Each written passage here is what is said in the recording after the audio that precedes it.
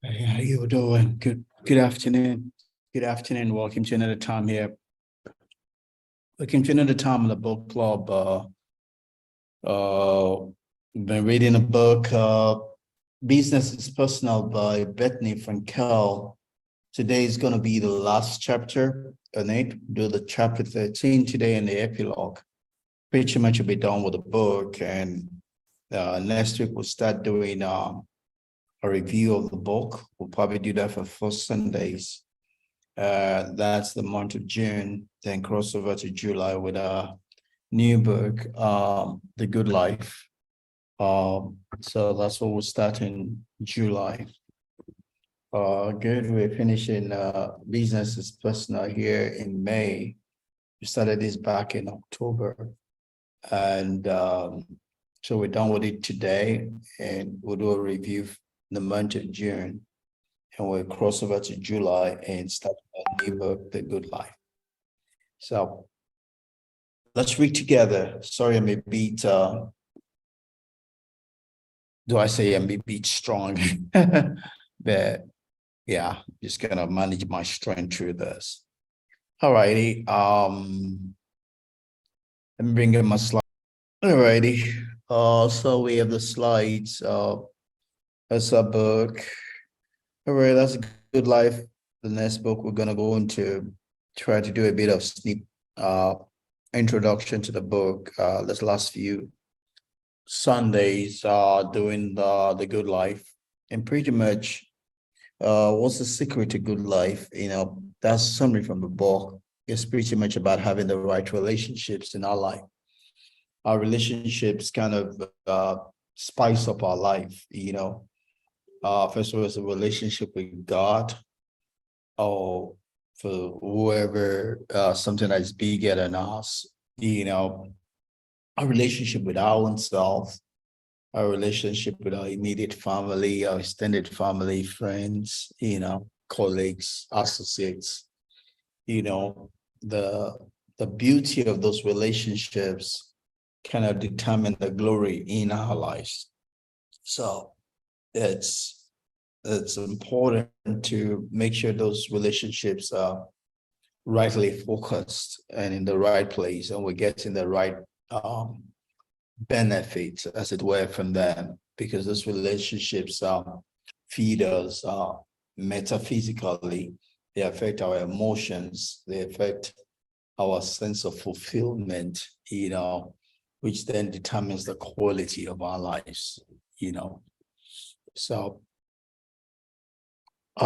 that's pretty much a summary of the book. It's a summary of The Good Life. And we'll be starting that in July, and we're breaking that further, talking about how all of that come together.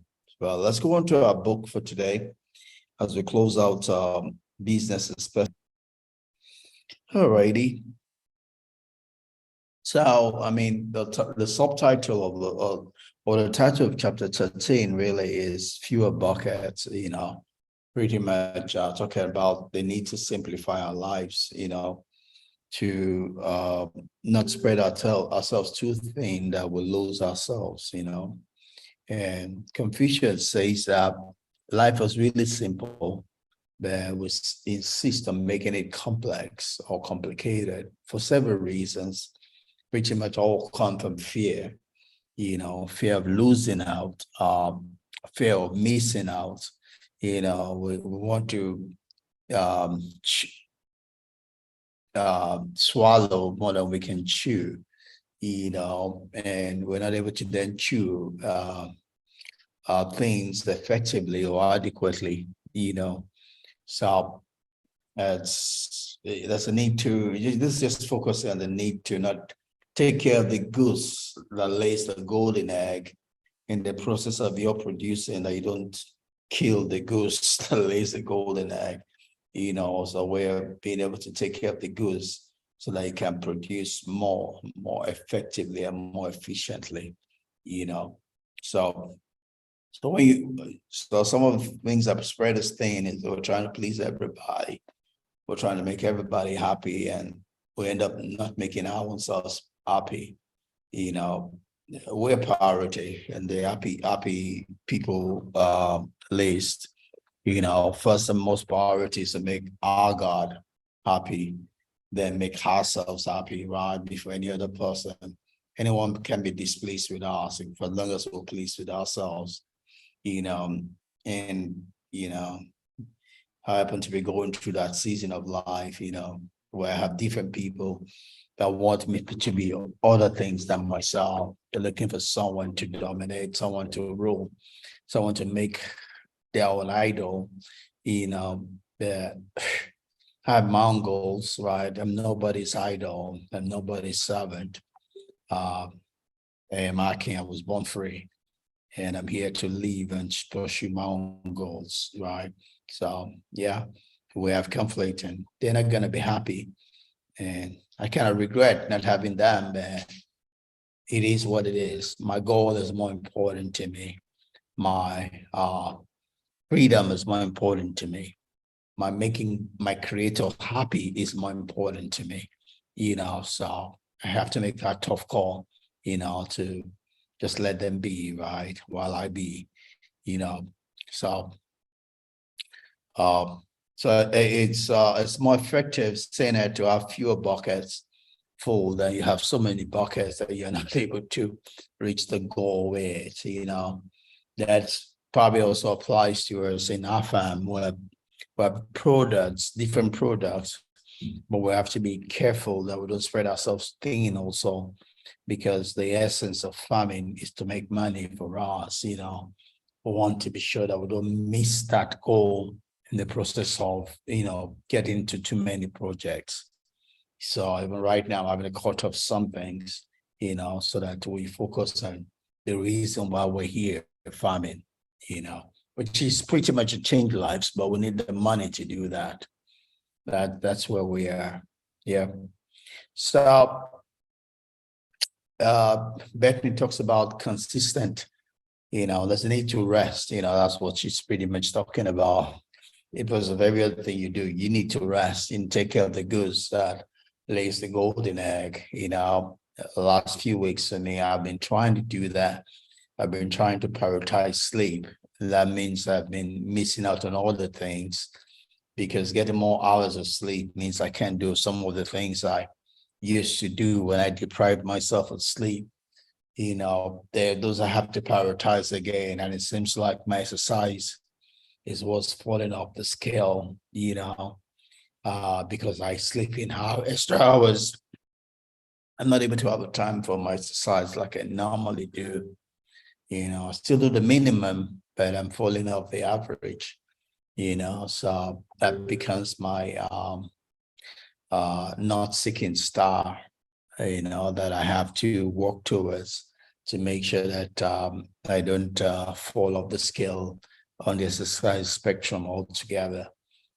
So I'm having to work at that, but just as I'm working on sleep, I need to work on that also. Sleep comes above the exercise, so I'm going to what I call a sleep therapy, trying to get more hours in my sleep, just to allow my body to heal itself, so that's probably why I'm feeling a bit down right now, because I'm getting off that fast food to get more sleep. Uh, yeah. Life is trying to find the right balance, right? You don't want to work so much that you fall sick. You don't want to be too slack also, that you miss what you're supposed to be chasing after. So I'm playing the balancing game, and I believe I need more sleep right now. So that's where I find myself, to get myself rested, right? So that then being rested can help me to be more effective and to have my edge in the things that I do.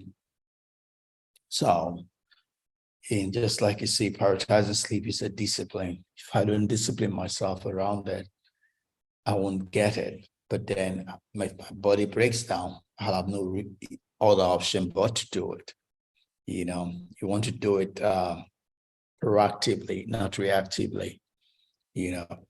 they just goes on about some things, ways in which we can help ourselves to sleep, If we're having sleep challenges, I've been through that, through periods of depression when I couldn't sleep, right? So you need to make sure your sleeping room, right, is in the right condition and comfortable. So that's the room for me, though I end up sleeping off in the living room, while watching TV. TV for me could be a bit of tranquilizer when my body's is tired already. Just putting on TV helps me just go over the hedge and sleep off. That's because my mind is in the right place. But when I do go to the room also, I get to knock off, for long as it's time when my body's telling me it's time to go sleep. But then I prepare the room in such a way that I can sleep. Another thing people tell you about the room is that, make your body recognize that when you go in there to lie down on your bed, your body knows it's time to sleep. Don't let your body be confused as to why you're on the bed, right? Because if you go into the room and you're doing other things, your body will know what you want when you do go to sleep, especially if you're one struggling with sleep. You want to keep your room as a sanctuary for sleep, such that when your system sees you there, they know it's time for you to sleep, I don't take my phone to the room, I kind of spend less time on my phone when I'm in the house, but it helps when you're close to sleep, probably stay away from your phone, that helps you. There's also the blue light they talk about that comes off the screen and the phone. If you can minimize that as you try to find sleep, that would help, be able to let things wait and never be in a hurry. If you can work on the state of your mind, that you're not in a hurry, you bring your mind to a state of peace or rest, it helps with the sleep also. Where you can take notes and things rather than wanting to do them right away, that helps, and yeah, if you have a sleep problem, you can get some help also. So, I mean, rest time, Bethenny would say is quality versus quantity, right? It's not, there are people that sleep for 6 hours and they've not rested because their mind is not rested. Those that sleep for 2 hours, 3 hours, 4 hours, and their whole system feels the impact of that, So it's really quality over quantity, even though scientifically speaking, we talk about some minimums a lot, right? Of about 6-7 hours. That it's not as much at the end of the day, it's just 6-7 hours, but that you have quality sleep. And that is helped by the state of your mind, If you can work on your mind being in a state of rest, it would help you sleep and get quality sleep. Try not to allow anything to worry you or put you in a state of anxiety. That would help, So if you spend time with your loved ones also, that helps to relax your mind. And it's Ernst Hoffman talks about, it says the ability to simplify means to eliminate the unnecessary so that the necessary may speak, as ability to focus on the real things and not be spread thin on everything would help your sleeping pattern also. Yeah, pretty much that's it for chapter 13. I still had 12 on as we're going through this, but all of that is pretty much chapter 13. And so we're at 13, but I guess I left 12 on those last two slides there. Just looking at the epilogue of the book, which Bethenny talks about titles of what makes you happy, What for you to be happy, you need to invest in yourself. You have to be deliberate about it. You can be happy every day, all week, all month, all the days of your life, but it's not going to come by accident. You have to be intentional about it. You have to invest into it. You have to be deliberate, right? You have to make the right investments in your life. You have to live in the present and not be lost in the past, be stuck in the past or lost in the future, right? We're here to experience life. We're spiritual beings here to have a physical experience, right? And those experiences we should have. Those experiences determine the quality of our life, right? But in doing all of that, there's a need to strike for balance that we don't go off the edge, right? So it says, most of all, be good to yourself. Be good to yourself, prioritize yourself, care for yourself, take chances on things that are important to you, right? Things that are in line with your goal, right? Even if you have to do them afraid, just, go in the direction of your goal. Don't be driven away from your goal because of fear. Take a hold of faith and love, and push in that direction, right? So get on the road, move forward, improve yourself, learn something new every day, work hard, but stop and smell the roses, right? Work hard, but don't miss out enjoying the present time and each moment that you're in. Enjoy life, enjoy relationships, enjoy nature, live while you are alive. All right, that's pretty much all that we have in chapter 13 and the epilogue. Just have a quote to close here.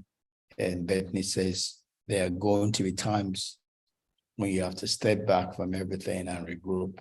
When everything is clumsy, it's always good to step out of the frame, because while you're in the frame, you can see the whole picture. Step out of the frame to see the whole picture and decide how to move forward, proceed from where you are, So that's all really I have. So we're done. We'll be back next week and we'll start doing the reviews on all that we've done in the book. But we're done with this book now today. Business is Personal by Bethenny Frankel. We're going to do a review the next 4 weeks, and we'll move on to our next book, The Good Life, after that. Thanks for coming along. Thanks for spending this time with me. Have a great week ahead of you. God bless you. Bye-bye.